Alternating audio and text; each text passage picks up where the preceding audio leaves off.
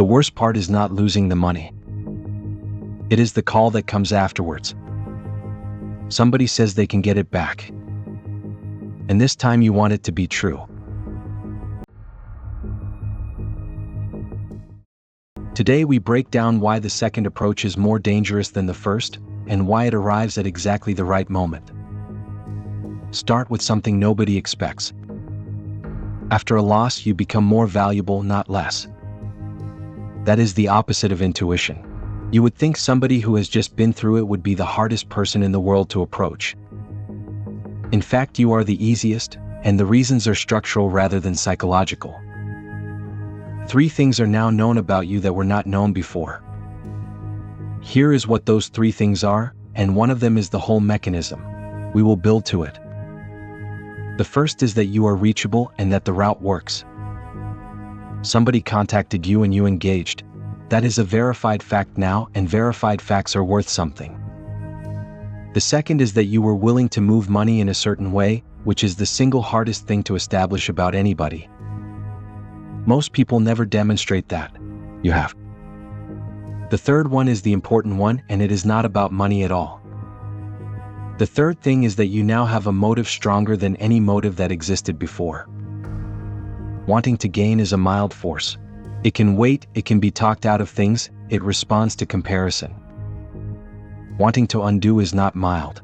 It does not compare, it does not wait, and it does not shop around. And a person operating on that motive will accept terms they would have laughed at a month earlier. Which is why the second approach barely has to be convincing. The first one had to build a whole world. A reason, a relationship, a plausible opportunity. The second one only has to say the one sentence you are already saying to yourself. It does not have to persuade you of anything. It has to arrive. Now, there is an objection here that matters because this is not a claim that recovery is impossible. Sometimes money genuinely is recovered. Fast action through the provider of the payment method itself does sometimes work, particularly in the first hours. Legitimate processes exist and people do occasionally get made whole. So the argument is not that recovery never happens. It is about who is offering and how they found you. If this is landing, tap subscribe so you do not miss the next one. Here is the line that sorts it, and it is very simple. Real recovery is something you initiate through a route you already had. The provider of the method, the place where the account lives, the formal channel found by you, entered by you. Anything that arrives at you unrequested is not a recovery process. It is a second approach wearing the shape of one. Nobody who genuinely has your money to return has to find you first. There is a detail here that catches even people who know all this. The second approach often knows things. The amount, the date, roughly what happened. Occasionally details that feel impossible for anyone else to know. That knowledge feels like proof, and it is doing exactly the job it was designed to do. But the only people who reliably know what happened are the people it happened with, and information about it is a thing that can be passed on or sold like anything else. There is a second structure worth naming because it looks reassuring rather than alarming. The money will not be asked for as a payment. It will be a fee, a deposit, a release charge, a tax, a verification amount, a small sum required before a larger sum can move. Every one of those framings has the same shape. Something small now in order to unlock something large that already belongs to you. That shape is the whole tell, and it does not matter what the small thing is called. There is one more version, and it is quieter than the others. Sometimes nothing is asked for at all. The approach only wants details. Confirmation of what happened, the accounts involved, the documents, a form filled out. That costs you nothing on the day, which is why it does not feel like anything. What it produces is a complete and verified file on you, which has value entirely separate from you. There is also a reason this arrives dressed in authority rather than in salesmanship. Nobody offering this ever sounds like they are selling.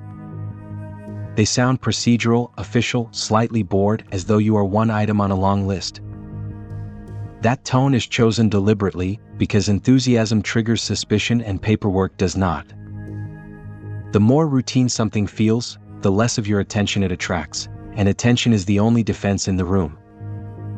There is a timing detail that makes this worse than it looks. The second approach does not always come immediately. Sometimes it arrives weeks later, once the urgency has faded and the loss has settled into something you have stopped talking about. By then the guard that went up after the first event has come back down, and the story has had time to become plausible again.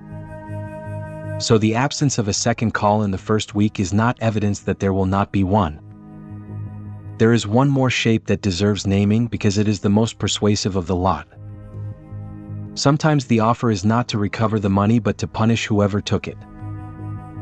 That appeals to something entirely different, and it does not feel like greed at all. It feels like justice.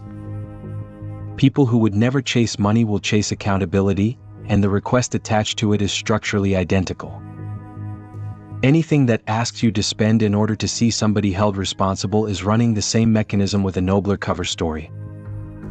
It is worth being honest about how this actually feels because the advice is easy and the situation is not.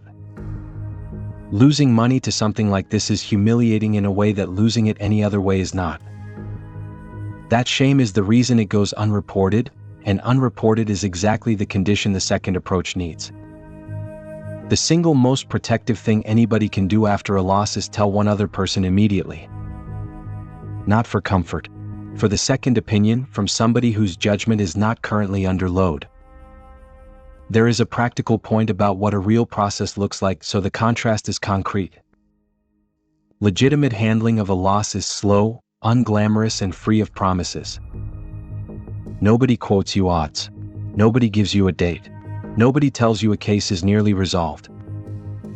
Certainty is the thing that is absent from every real version of this, and the thing that is present in every false one. So confidence about the outcome is not reassurance. It is the clearest signal available that the outcome is not real. Once you see this, several things stop being confusing. Why the second contact comes so soon while everything is still raw. Why it is so much less elaborate than the first one and does not need to be. Why the sum requested is always small relative to what was lost, so that refusing feels irrational. And why it works on people who would never have fallen for the first thing at all. It is not a second attempt at the same trick. It is a different trick, aimed at a state rather than a person. So, practically 3 things. If something has gone wrong, act through routes you find yourself in the first hour and treat everything inbound as noise. Tell one person that day before the second call arrives rather than after. And hold one rule with no exceptions. Money never travels towards money you are trying to recover. Nothing legitimate has ever required you to send more in order to get back what is already yours. Now back to the first question. Why is the recovery service the second scam? Because after a loss you are not damaged goods. You are a confirmed, reachable person with a motive that overrides caution. The first approach found a stranger. The second one arrives knowing exactly who you are, and exactly what you want to hear.